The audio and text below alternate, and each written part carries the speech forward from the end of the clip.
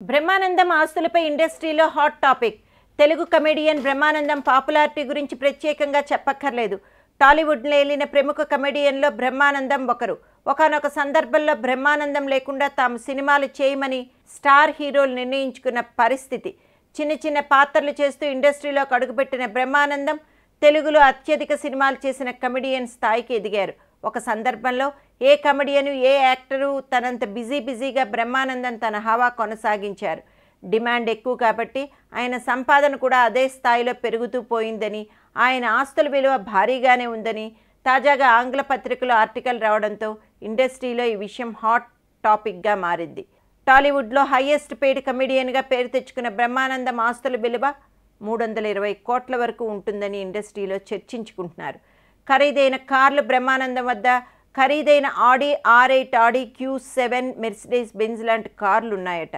భారీస్గా స్థిరాస్తులు జూబ్లీ హిల్స్లోని పోష్ ఏరియాలో బ్రహ్మానందానికి కోట్ల విలువైన ఇల్లు ఉందని, దాంతోపాటు కోట్ల రూపాయలు విలువ చేసే అగ్రికల్చరల్ ల్యాండ్ కూడా ఉన్నట్లు ప్రచారం జరుగుతోంది. ఇండస్ట్రీలో అత్తిలిలో లెక్చరర్గా కెరియర్ ప్రారంభించిన బ్రహ్మానందం నిజ జీవితంలోని వ్యక్తులను అనుకరణ చేస్తూ అందరి ప్రశంసలు పొందేవారు. 1985లో దూరదర్శన్లో వచ్చిన పకపకలు కార్యక్రమానికి సమర్థంగా నిర్వహించగా మంచి స్పందన వచ్చింది. బ్రహ్మానందను మొట్టమొదటిసారిగా మూవీ కెమెరా ముందు మేకప్ వేసి నిలబెట్టిన వారు దర్శకులు వేజెళ్ల సత్యనారాయణ. నరేష్ కథానాయకుడిగా నటించిన శ్రీ తాతావతారం అనే చిత్రంలో కథానాయకుడికి 4 స్నేహితుల్లో ఒకటిగా నటించారు. విశేషం ఏమిటంటే తన పుట్టినరోజు ఫిబ్రవరి 1వ తేదీన ఆ సినిమాలో తొలి వేషం వేశాడు. 1985లో హైదరాబాద్ బెస్లీ కాలేజ్లో మధ్యాహ్నం 12 గంటలకు హీరో నరేష్తో కలిసి తొలి షాట్ బ్రహ్మానందం నట జీవితానికి శ్రీకారం చుట్టింది. 1000కి పైగా సినిమాల్లో నటించిన బ్రహ్మానందం ఇప్పటికీ చరిత్ర సృష్టించారు.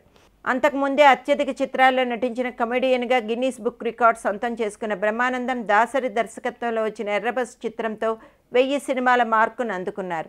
నటించిన ప్రతి సినిమాలోనూ ప్రేక్షకులు నవ్విస్తూ హాస్యానికి కొత్త వరుడితో కేవలం హావభావాలతో ప్రేక్షకులు గిల్లింత పెట్టడం బ్రహ్మానందం స్టైల్. అత్యధిక చిత్రాల్లో నటించిన నటుడిగా గిన్నీస్ బుక్ రికార్డ్ సైతం అందుకున్న బ్రహ్మి కేంద్ర ప్రభుత్వంచే పద్మశ్రీ అవార్డును సైతం అందుకున్నారు.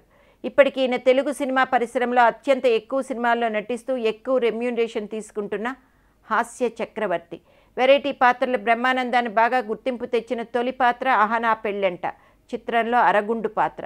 ఆ తర్వాత ఆయన ఖాన్ దాదా, కత్తి రామదాసు, గచ్చిబౌలి దివాకరం పాత్రలతో బాగా పాపులర్ అయ్యారు.